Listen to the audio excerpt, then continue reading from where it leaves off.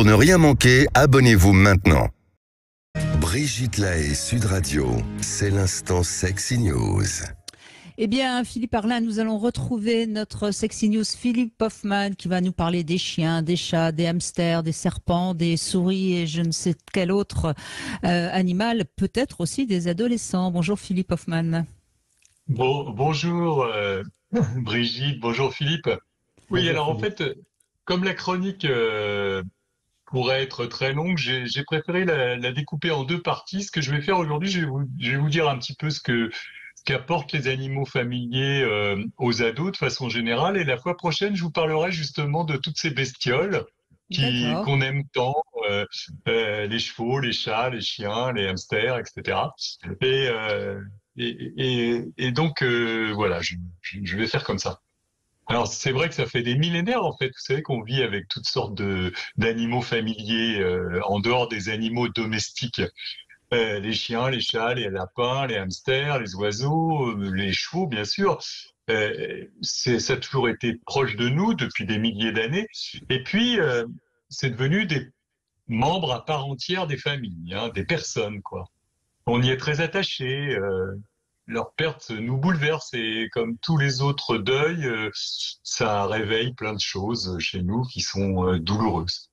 Donc, euh, pour les adolescents comme pour les enfants, c'est des compagnons extraordinaires. D'abord, ils accompagnent des pans de l'enfance ou de l'adolescence, donc c'est important. Ils partagent la vie hein, de ces enfants et de ces ados qui sont en train de changer.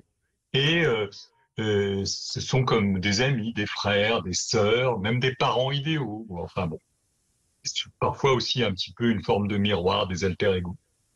Ils ont la même sensibilité. Hein, ils sont hypersensibles, ces animaux, donc au moindre dérangement, les jeunes, eux aussi, ils hurlent, les bêtes, elles aboient, elles feulent, elles hennissent. Comme les animaux aussi, ils s'énervent pour un rien. Les chevaux se cabrent au moindre bruit, les chats tourbillonnent et cassent des objets, les chiens pleurent, enfin bon. Il y a une sensibilité qui est vraiment partagée. Et il y a autre chose aussi, c'est que dans cette sensibilité, les animaux, ça leur permet de retrouver des besoins affectifs fondamentaux qu'ils sont en train de perdre un peu, comme le toucher, le caressage, que l'ado n'ose plus demander à ses parents et parce qu'il les met à distance. Donc, il y en a qui supportent même pas qu'on les frôle, hein, mais avec leurs animaux, ça s'atténue et ils les caressent volontiers. D'ailleurs, les animaux familiers peuvent s'approcher, renifler, se frotter, même les lécher sans déclencher de rejet, alors que si vous buvez dans le même verre que celui de vos parents, vous avez l'impression d'être intoxiqué, quoi.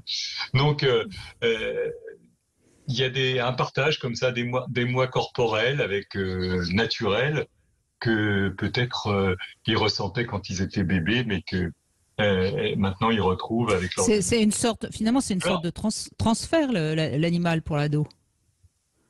exactement, ouais, c'est vraiment ça permet de renouer des liens émotionnels très archaïques, très anciens dont on se souvient plus vraiment, mais qui sont essentiels pour se construire.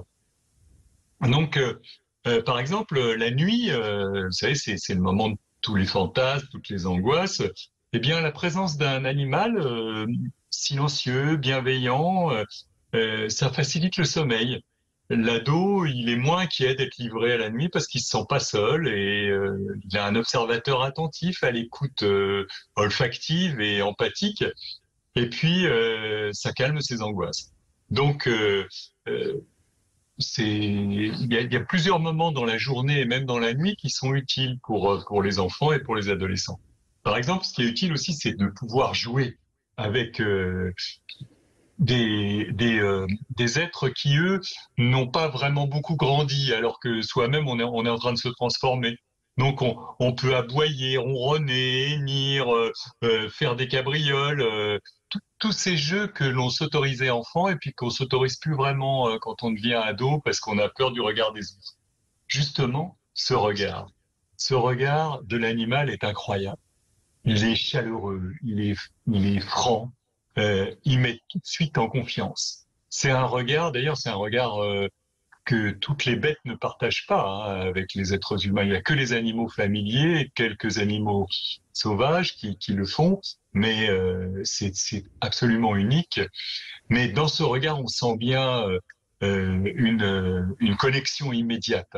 Et ils sentent la détresse, le mal-être, ils observent leurs compagnons humains avec une forme d'empathie et ils ressentent les choses les plus intimes. Ça aide beaucoup les plus fragiles à reprendre confiance en eux, et c'est un échange très très fort, très intense, et ça apaise beaucoup les ados qui abaissent leur défense et retrouvent vraiment une sorte de sérénité. Donc c'est incroyable comme lien. Donc grâce à ce regard, l'adolescent réalise qu'il y a une profondeur dans les sentiments, et puis il peut se perdre dans l'autre sans forcément être englouti. Il y a d'autres éléments comme la sexualité qui sont importantes avec les animaux parce que puisque c'est une sexy news, là, vous savez que l'ado il est tout le temps soumis à cette pression pubertaire et grâce aux animaux il perçoit la brutalité de cette pression souvent qu'on qualifie de bestiale. Donc quand il voit le spectacle de la sexualité animale qui est souvent immédiate, sans retenue, ça le fascine. Il reconnaît ses fantasmes, où il y a une parade amoureuse qui est un peu succincte et un acte sexuel rapide et brutal. Il est captivé par les masturbations des chiens, les feulements des chattes, les saillies puissantes des chevaux. Et c'est un spectacle qui interroge sur ses propres pulsions sexuelles et aussi sur la différence des sexes. Enfin, et ça c'est important, les ados sont un peu parano, on le dit souvent, hein. Ils ont peur du jugement des autres et les animaux, ça les juge jamais.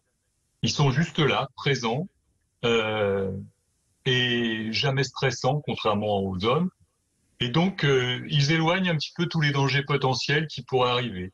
C'est donc des protecteurs incroyables, qu'ils soient des gros chiens ou des petits chiens ou des petits chats, peu importe.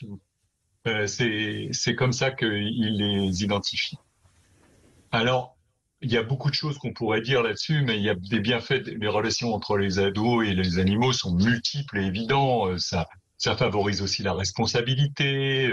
C'est des confidents en cas de chagrin. C'est aussi le ressenti d'une angoisse que ressentent les parents quand ils risquent de les perdre, qu'on leur vole, qu'ils aient un accident, etc.